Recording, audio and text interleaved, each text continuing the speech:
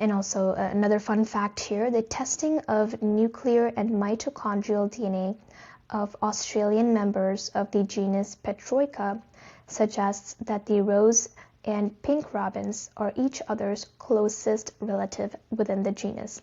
So this is, very surprising even to me, because I thought the rose robin was the pink robin. I think they were both the same thing, but as I mentioned in one of the facts, it is kind of hard to distinguish some of the bird species, whereas other birds are very, very distinguishable. So it's very unpredictable. It's a lot of work when it comes to ornithology and distinguishing birds, especially because they are hard to research. But in this case,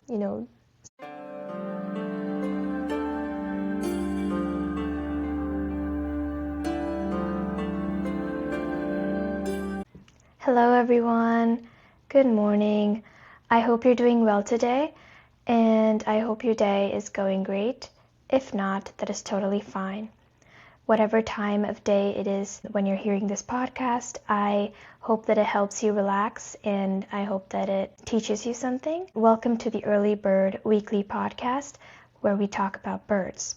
So I'm Ratiksha Satish Kumar, and in today's episode, we are going to be talking about the rose robin, or the pink robin. So last week, I know I posted an audio-only episode, and I explained the reason for it, but today I wanted to do a video episode after my bonus episode. So, I still have schoolwork, but I have learned to balance my school time with my personal and podcast recording time. So I hope to record every week regularly, whether it is an audio-only episode or a video episode. I'm trying to make all of it video episodes, but there will be some instances where I can only upload audio episodes because they're easier to edit. But leaving that off to the side, let's focus on the bird for today. So, we will look into some interesting facts about the rose robin and, sometimes go off track with what's happening outside my window. And so I've recently been seeing beautiful autumn sunrises almost every morning around, 6 a.m. or sometimes before that. It's really beautiful because the sunrise kind of like falls in some parts of the trees. It kind of draws a line where the tops of the trees are, sunlit and with orange sunlight, and then the bottom of the trees, or from halfway, the trees are just normal color. So, it's kind of hard to explain something that beautiful, but it's an amazing sight. You guys should wake up early sometime just to see the sunrise. So, great way to start the day. But before we go into the episode, we are going to do some breathing exercises to help us focus and relax. So if you're ready, close your eyes, breathe in, and breathe out. Breathe in slowly, and breathe out. Last time, breathe in,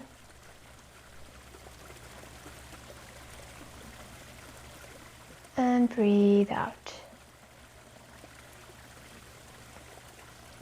Now you can keep your eyes closed or open them. Imagine a beautiful rainforest and you're walking along the moist path. Leaves are crunching beneath your feet. Suddenly, you spot something pink against the green forest background. So you inch closer, trying not to startle it. And as you move closer, the little rose-breasted creature becomes apparent to you. So I just like to add a fun little scenario in the beginning of my episodes, just to give some character to the bird that we're talking about. Let me know if you guys enjoy it or if I should take it out. I just thought it would be a good idea to kind of put the birds in a poetic stance. So going on to our actual facts of the rose robin. Before going into it, I want to say what I feel about the rose robin. It's a very tiny bird. I feel like, you know, even the most tiniest birds, even the most cutest, have amazing abilities that sometimes we might not notice or are overpowered by their cuteness or, you know, fluffiness. But as for the rose robin, they're amazing adapters. They adapt to their environment, especially with the rainforest. Sometimes the environment is unpredictable with rains, sunshine, and blah, blah, blah. So it is an unpredictable environment that they live in, and they are doing an amazing job adapting to whatever environment they live in. So they don't only live in rainforests. We'll see where they specifically live as we go on later in the episode. But yeah, the rose robin is an amazing creature, and it's also really cute to look at because it has like a very unusual appearance, but you know, it's a very pretty color. It has a pretty color of feathers. That's what I'm trying to say. So one thing that stood out when I first saw the rose robin was of course, their feather colors. They're pink, which is amazing, and I just wanted to, you know, bring them to light in this episode. Hey guys, I brought my little friend here with me.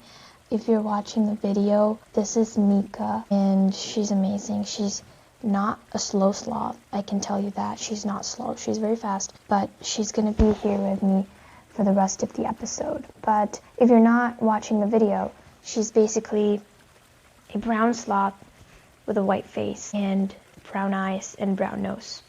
Okay, now let's get into the facts of the rose robin. So the rose robin may be tiny, but it ranks high in terms of adaptation skills. That's what we talked about in the beginning of the episode. The rose robin, Petroica rosea, is a small passerine bird native to Australia. So last episode we saw I think the Pacific robin. It was also native to Australia. So I am guessing that Australia has a lot of robins.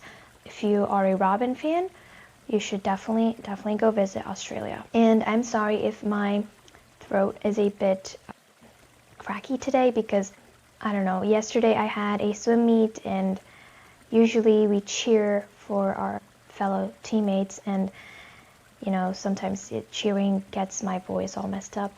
But anyways, I'll just try my best to read all these facts here. Anyways, guys, let's get into our second fact here. They are sexually dimorphic, like most robins of the Petroisidae family. So the Petroisidae family mostly contains robins, and they're brightly colored. I think the Pacific robin from the last episode was from the Petroisidae family as well. But sexual dimorphism is a very cool thing. So what it actually means is that the male and the female have different characteristics. Sometimes it might be the colors, it might be the calls, I don't know, it might be the beak color, feather colors. It might be some kind of identification, even size. Size can be a factor when it comes to sexual dimorphism. It's a very cool thing. So in this case, the female is plain colored. So she's like pale gray-brown in the top and gray-white underneath. And she also has small white marks on the wings and over the bill.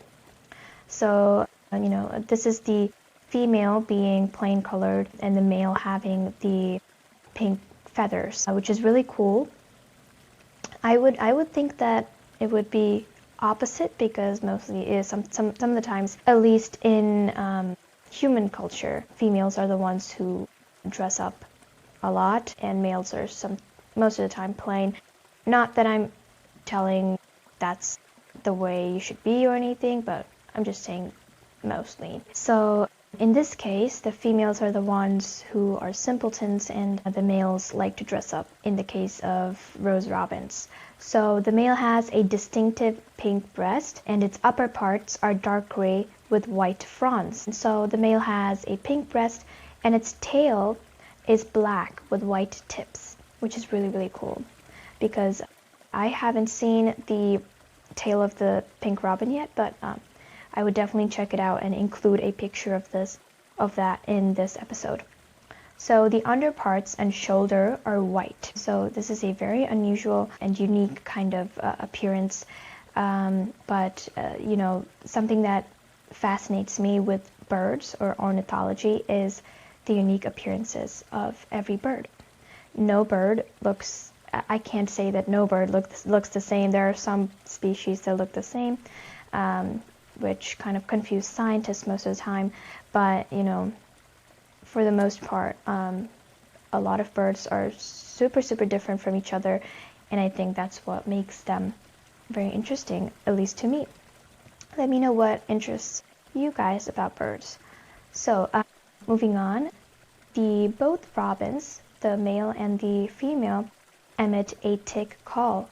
I still don't know what a tick call is because, I tried searching it up, but the rose robin is not very researched.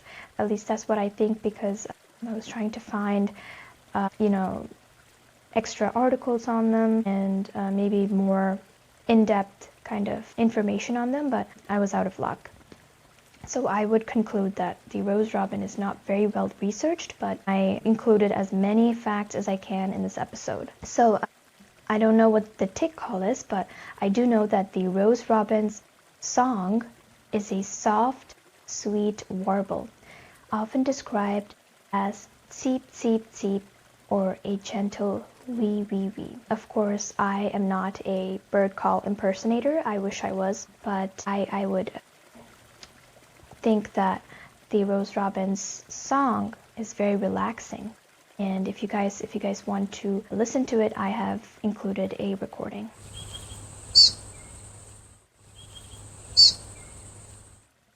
Okay, so I hope that you guys enjoyed listening to that, but let's move on to another sound that the males make. So the male pink robins sing more frequently during breeding season, using their melodious calls to establish territory and attract mates. Not attack mates, attract mates. So we have seen in other episodes that birds have so many different ways of, courtship, attracting mates. And it's really, really amazing to see some birds dance, some birds have specific type of calls that they do. But all the time, it's just really different and really cool to see how these birds go about attracting mates.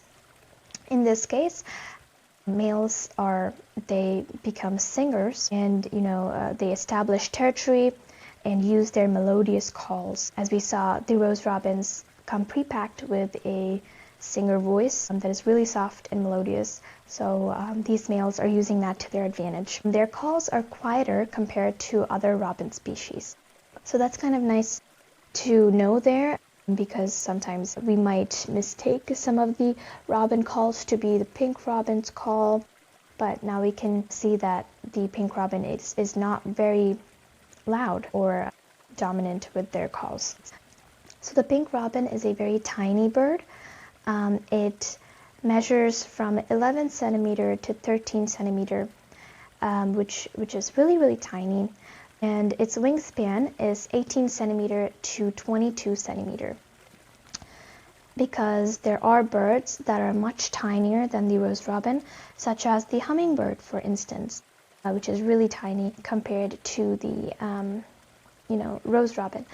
The wingspan of the rose robin is 18 centimeter to 22 centimeters. So the wings of the robin is much bigger than the length of the robin or the overall size. The robin weighs 7 grams to 10 grams, which is really low. But in bird species, it's really, really common to see really low weights or birds that weigh very, very less, because that's what helps them to fly and maneuver through trees or whatever adaptation they have. So, their low weight is a sign that evolution is doing its job. So getting into some geography here, the rose robin occurs in eastern and southeastern Australia. As we saw, the rose robin is endemic in Australia, and the word endemic means it's not found anywhere else. So you can see the map of the population. It's all, nothing's past Australia, all the red dots are kind of in the Australian side, but mostly they are found in eastern and southeastern Australia. They're particularly found in wet sclerophyll forests and rainforests. So sclerophyll forests are plant ecosystems that have evergreen broadleaf trees with sclerophyllous leaves which are hard and thick. So sclerophyllous leaves, they have the ability to withstand sunlight and drought conditions. So they're kind of found, I think, in arid conditions and all that. And also, they are in rainforests, of course. And we talked about the climate of the rainforests being unpredictable. And the rose robins know what to do when the kind of climate is kind of unpredictable months. So they kind of go into drier forest regions during the cooler months, and there is a reason behind it. This movement is a part of their seasonal altitudinal migration pattern. So I don't wish to abbreviate that term, not to complicate your lives, but let's just say it's just part of their habit that they do every season or every year. So let's just say they do this as part of their habit or have been doing this for a long time. Many birds have different migrational patterns, and it's really, really fun to learn about them. In particular, so if you want to, say, learn about migration in particular, there are a lot of websites that you can see, but I must warn you that some of the migration patterns of birds are really hard to track. So you might not get what you're looking for, but at least you'll get an idea of how each birds differ in their seasonal migration patterns.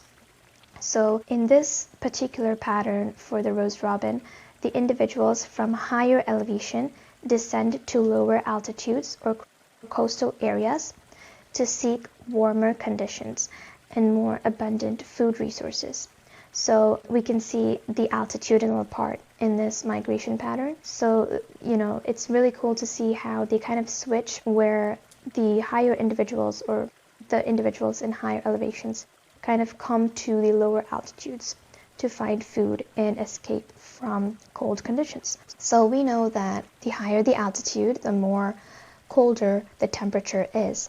And some birds are equipped or, have evolved to kind of adapt and survive cold climates, such as the Shima naga, which lives in Hokkaido year-long and has beautiful, amazing techniques to survive the winter. But in the case of the rose robin, it's more of kind of a tropical bird, so cold climates or winter is just not its thing. So, when evolution doesn't work, or if it does not have adaptations to survive the cold climate, it definitely knows what to do and where to go. So that's really amazing. So sometimes we might think that size often accounts to the amount of knowledge that an organism has, but I will tell you that that is totally false. And as most of you know, birds are amazing, intelligent creatures, even though they're really, really tiny. So just a cool thought there, something to think about. So this behavioral adaptation allows them to survive in changing environmental conditions. So as we saw in the beginning of the episode, this is one of their amazing adaptations. So, but in spite of their amazing adaptation skills, the rose robin is still vulnerable to clearing areas. So whenever areas are cleared, kind of like in deforestation or for building parks, urban areas, and whatever, these rose robin tend to disappear. So they don't become extinct, they just kind of vanish. As I told you before, sometimes it's hard to track birds because they like to be mysterious, especially birds like the owl and nocturnal birds. They are more mysterious than diurnal ones, but we can see here that the rose robin, is being a little mysterious and playing some tricks on us. But, it might also be that they're just kind of angry that we're clearing their trees and they don't want to see us anymore. That's how I like to think it. But anyways, the bird is especially sensitive to the loss of understory vegetation and habitat degradation. So this is the real reason behind why the rose robin kind of disappear. They are just really sensitive to the loss of understory vegetation or vegetation that's below the tallest of trees.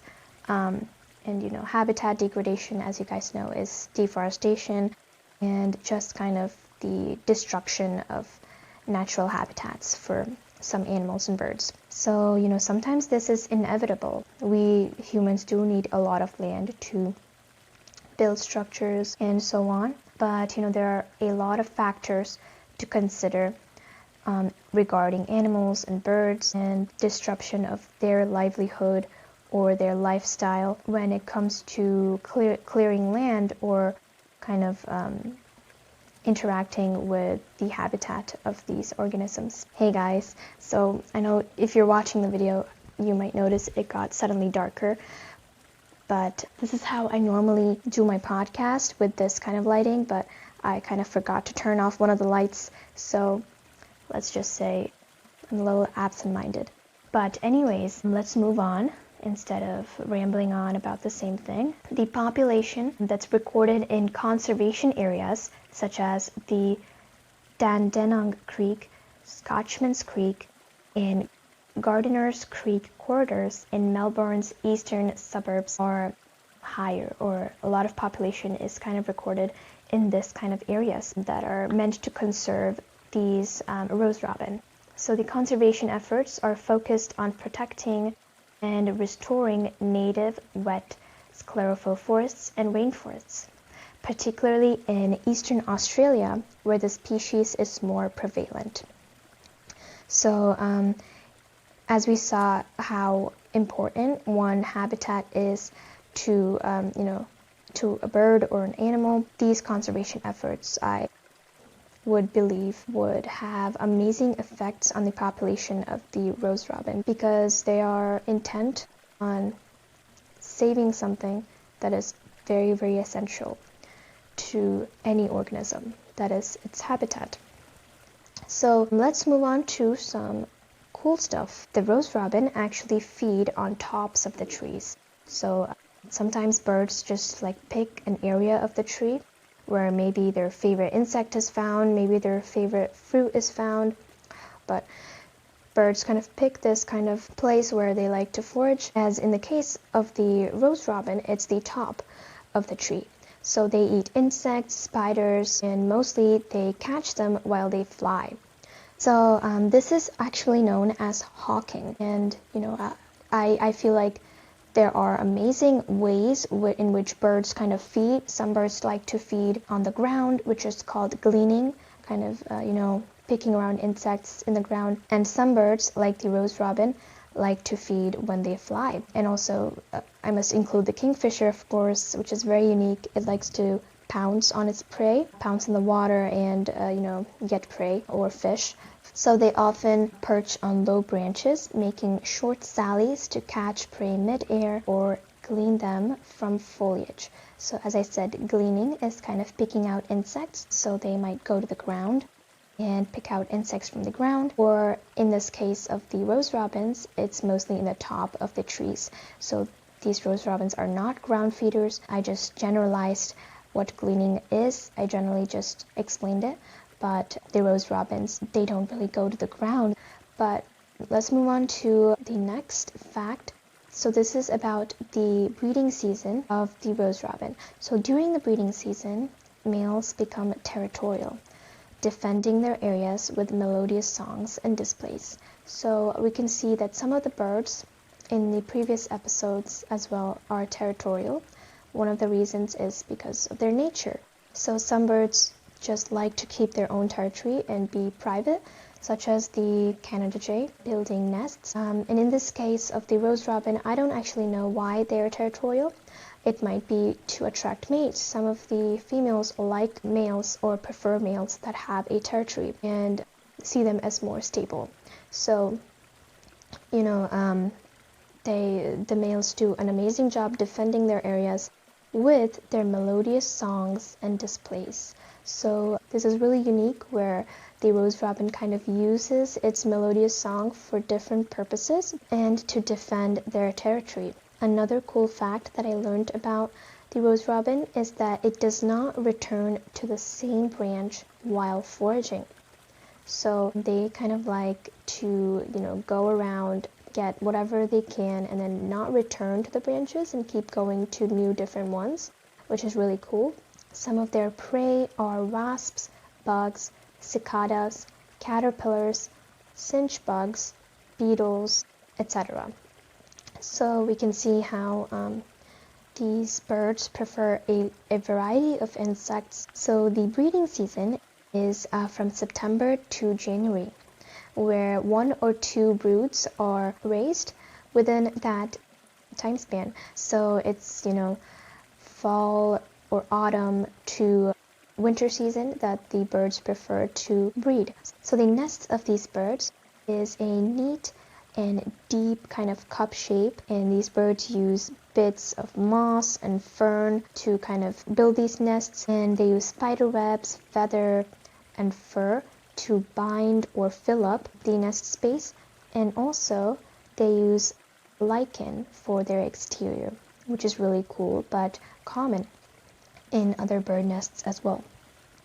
So we can see, based on all of the nest descriptions of the previous birds, we can conclude that these birds love stealing spider webs. So they kind of place their nest in the fork of a large tree, mostly 30 to 66 feet above ground, or 10 to 20 meters above ground, if you like using meters.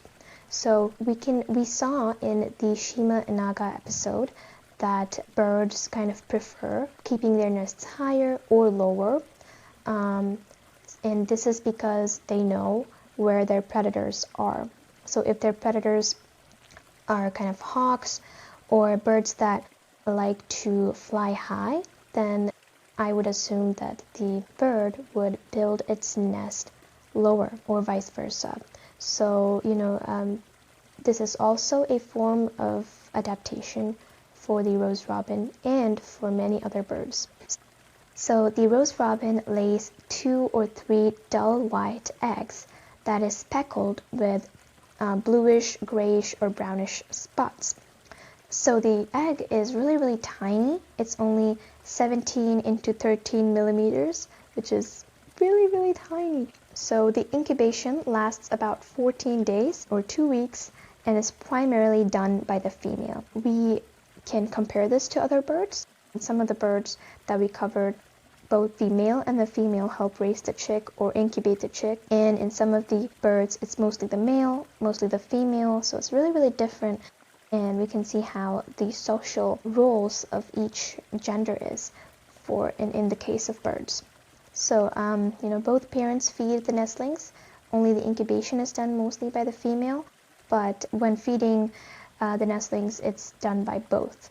So the nestlings fledge after approximately 14 days, but remain dependent on adults for several weeks. So in the previous episodes, we also learned about altricial and precocial birds. So altricial birds are birds that are dependent on their parents for at least some early kind of years or days of their survival. And precocial birds are birds that are not dependent on their parents when they hatch. So they're hatched with eyesight, feathers. Mostly the precocial birds are very independent. So in this case, the rose robin nestlings are altricial. I would say that most of the nestlings of birds are altricial. At least the birds that we have covered in this episode, most of the nestlings of them are altricial. So, after 2 weeks, just 2 weeks, the nestlings kind of become independent. So cool things there. The nest of the, rose robin is actually parasitized by pallid cuckoos, the brush cuckoo, and the Horsfield's bronze cuckoo. So parasitizing nests is basically, some of the birds, mostly the cuckoos, they don't like to build their own nest. They like to kind of sneak in their eggs with other birds' nests so that the other bird would not think that it's a cuckoo's egg and think that it's its own egg, and kind of raise the cuckoo chick along with its own chicks. And now all of the energy, that is spent with finding food, with feeding and everything, it goes to the cuckoo chick as well. Sometimes birds have to do what they have to do to survive. So the main predators of the rose robin include snakes, cats, birds of prey such as goshawks, and owls.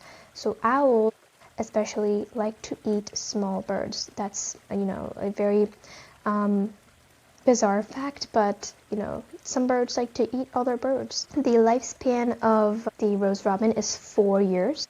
So it lives typically for 3 to 5 years in the wild. The longest recorded lifespan of a rose robin is 6.1 years, which is much longer than its lifespan. That's really great to see.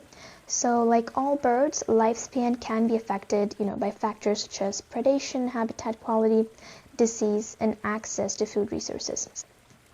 So these rose robin are listed as least concern in the IUCN Red List, which is an amazing thing because we don't really need to worry about these birds. But their survival is also impacted by climate change, which can shift its habitat ranges, which means we don't really need to worry about their population. But that also can be misleading sometimes. We have seen in the case of the Shima Naga, where they had these kind of silent threats that was masked by their least concerned phrase or their listing. So it's always nice to consider these birds as a precious kind of thing in the earth, and a kind of, even if they're least concerned or endangered, treat them the same way. So the rose robin survival is also, so in the case of the rose robin, it does not have silent threats, but we should still know that some of the factors that impact their survival or population. So the rose robin survival is also impacted by climate change, which can shift its habitat ranges. We saw that climate in the rainforest especially is really, really unpredictable, and climate change makes it even more, which means the rose robin might fly to other places if the climate is kind of really unpredictable and hard to adapt to. So, and by another factor that is a threat or population threat for the rose robin is, of course, predation. But in this case, it's predation from introduced species, such as cats. So introduced species is when a new species or animal or bird is introduced to that area that was once not there or is new. And so this kind of messes up the bird. It's not adapted to getting away from cats. It's kind of a new thing that happens to a lot of organisms, unfortunately. So, there's a lot of stories and histories where birds or animals have gone extinct because of introduced species. So they're not really a good thing, but sometimes they might be good things. They might, adapt together, work out stuff. So lastly, I think let's move on to some etymology. Etymology is the study of names and their origins. Like all Australian robins, the rose robin is not closely related to either the European robin or the American robin, but it belongs rather to the Corvida parvorter, comprising many tropical and Australian passerines, including pardalotes, fairy wrens, and honey eaters, as well as crows, not closely related to the Europeans or the American robin. So these are all birds that come under the subspecies of Corvida parvorter, or rose robin belongs to that as well. So it going a little more deeper into their scientific name, Petroica. So the Australian birds under this genus are known as red robins colloquially. So they're kind of distinct, or they differ from the yellow robins of the genus Ipsaltria. So under the family of Petroisidae, there is a genus called Petroica and Ipsaltria, and I think there are more genuses, I'm not sure. But these are two genus that come under the family Petroisidae, and our rose robin belongs to the Petroica genus, and it's classified as a red robin. So these are all very scientific stuff. You don't need to pay attention to it if you don't want to. This is just some, nerdy bird stuff Anyways, let's move on to how its name was actually created. So it was first described by ornithologist John Gould in 1840 with its specific epithet derived from the Latin roseus, or pink. So rosebird. So it kind of makes sense that, a rose-breasted bird is called named roseus. Roseus in Latin means pink. So, it's a very common, it's just common logic. Scientists could test the nuclear and mitochondrial DNA of the birds under the genus Petroica, and they have found that the, rose robin and the pink robin are the closest relatives, but they're different birds. So, some of the bird watching tips that I came across. Let's say you went to Australia and you want to see the rose robin. I do have some bird watching tips for you. The first tip is to look for flashes of pink in the mid to lower canopy of wet forests. The second tip is to listen for their soft, sweet, warbling song, especially during the breeding season. The third tip is to observe their characteristic pounce and turn feeding behavior. In Australia, so that is, we saw how these birds hunt. So pounce and return is, just another word for hawking or catching prey while flying. So the bird will catch prey, fly out, catch prey, and then return to its branch. And in this case, it likes to switch branches. So moving on to some facts here. This is the last thing I'm going to be covering in this episode. The rose robins are one of the smallest robin species in Australia. Their pink coloration comes from the carotenoid pigments in their diet. So, carotenoids are something that are present in some of the insects. So when the birds kind of prey on insects or hunt insects, they are ingesting this pigment as well. And that kind of shows up on their feathers, which is really, really cool and kind of reminds us that we are what we eat. So this is amazing because this is kind of present in flamingos as well.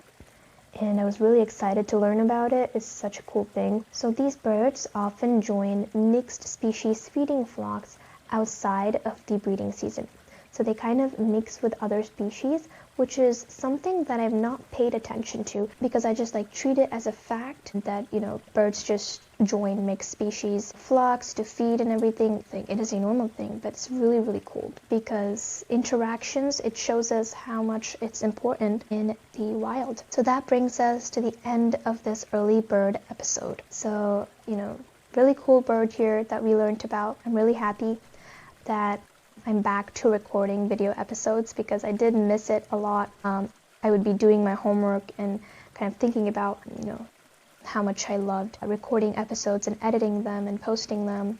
But, when it comes to prioritizing my tasks, my schoolwork is the priority. So I hope to record more episodes like this in the future. And, if I balance out my time and, complete my homework as fast as I can definitely make more episodes for you guys. So thank you so much for listening. That brings us to the end of this early bird episode. And, I hope you enjoyed learning about the rose robin. So, tune into my episode next week when we'll be chatting about another cool bird. And don't forget to follow this podcast on social media. If you would like to message me on Instagram, the username is early_bird_weekly_podcast. Or if you'd like to send me an email, you can send it to earlybirdweeklypodcast@gmail.com. So feel free to ask any questions or give feedback. I'm open to any suggestions for future episodes as well. As you saw in the bonus episode, one of my listeners got a chance to do an episode with me, and it was one of their requested episodes, which is really, really cool. So yeah, if you liked this episode about the rose robin, you can share this to your family and friends. That's always really, really helpful. It helps me get a wide range of audience, and it helps other people relax and learn about birds. So if you don't want to do that, then feel free to leave a review or a rating on Apple Podcasts, and a rating on Spotify. Thank you so much for listening, guys, and see you in the next episode. Goodbye. Goodbye.